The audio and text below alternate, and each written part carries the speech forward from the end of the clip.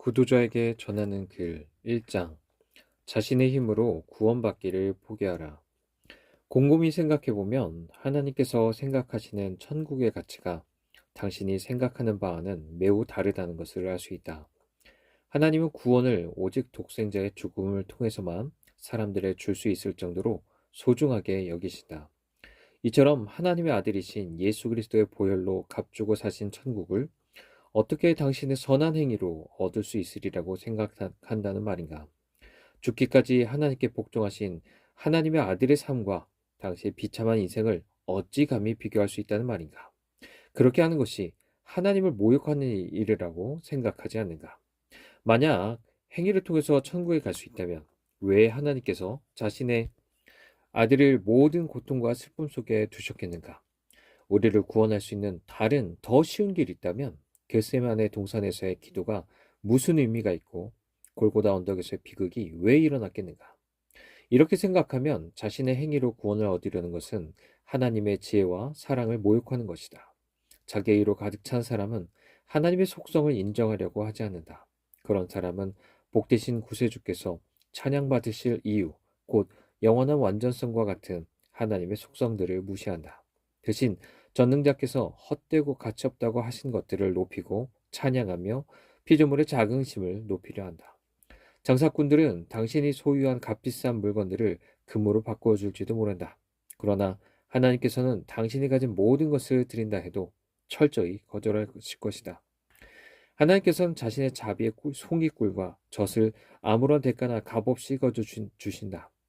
만일 당신이 값을 주고 그것을 사려고 하나님 앞에 나온다면 당신은 결코 그것을 얻지 못할 것이다.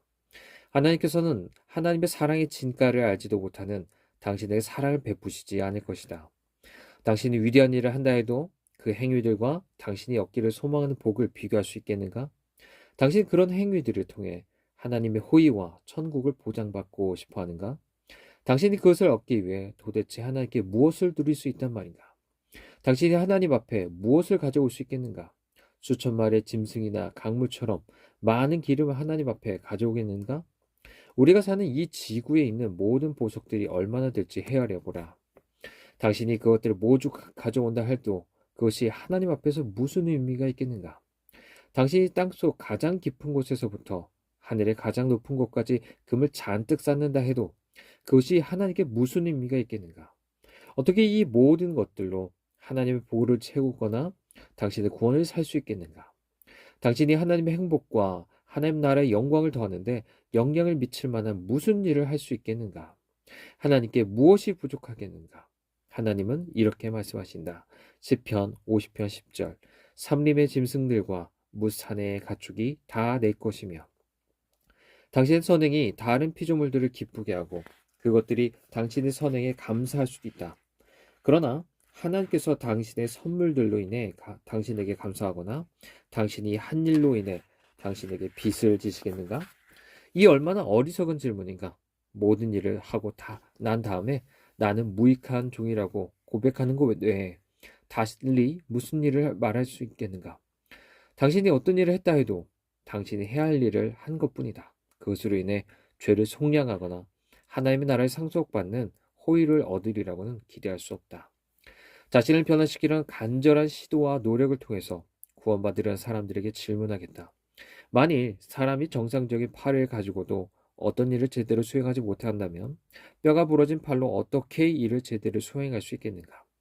당신이 아직 어려서 경험이 없던 시절에는 악한 습관이나 풍조에 빠지지 않았을 것이다.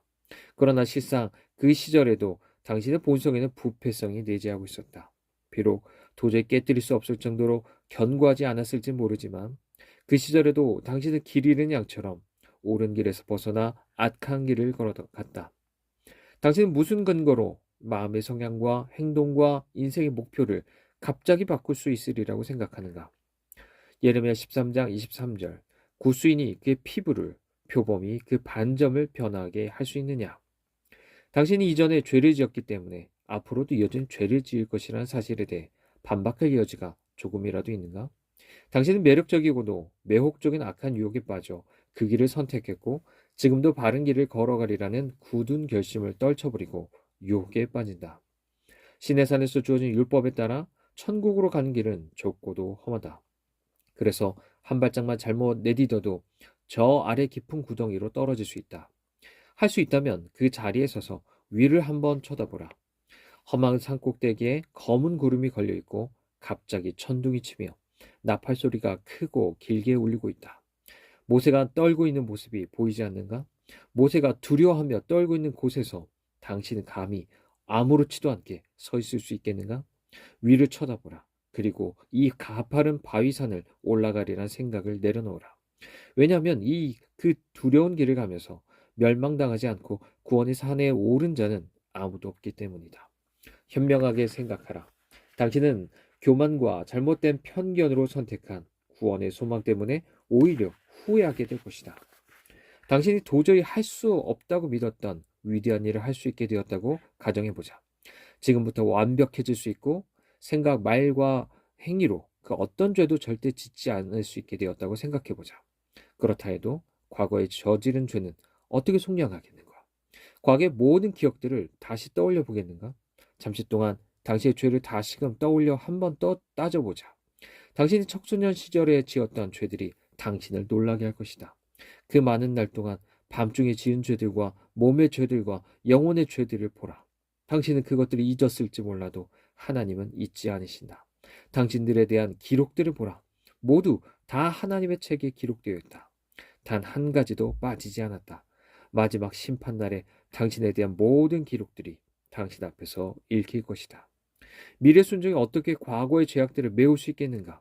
파도가 수천 번 이상 철썩인다 해도 한 번 무너진 절벽을 다시 세울 수는 없는 법이다. 밝은 낮도 있지만 밤도 여전히 있다. 가장 밝은 날에도 한때는 어두웠다는 사실을 없애지는 못한다. 자기 의로 가득 찬 사람도 자신의 행함으로는 하나님을 만족시킬 수 없다는 것을 안다. 왜냐하면 자기 자신조차도 그것으로 만족할 수 없기 때문이다. 설령 그의 양심이 마비되었다 해도 일반적으로 그것이 만족스럽지 않다는 것을 느끼고 깨닫게 하는 신적인 요소들이 사람 안에 충분히 남아있기 마련이다. 하나님 말씀하신 것을 믿는 것, 하나님 명령하신 것을 행하는 것, 하나님이 제공하시는 구원을 받는 것, 이것들은 사람이 가질 수 있는 가장 뛰어난 지혜이다. 성경을 펴보라. 성경은 하나님께서 아직 나타나지 않은 영광에 대해 순례자에게 설명해 주시는 안내서이다. 복음은 오직 이렇게 말한다. 믿으라. 그리하면 살 것이다. 하나님께서 당신을 위해 우리 구세주를 죄인의 자리에 세우셨다.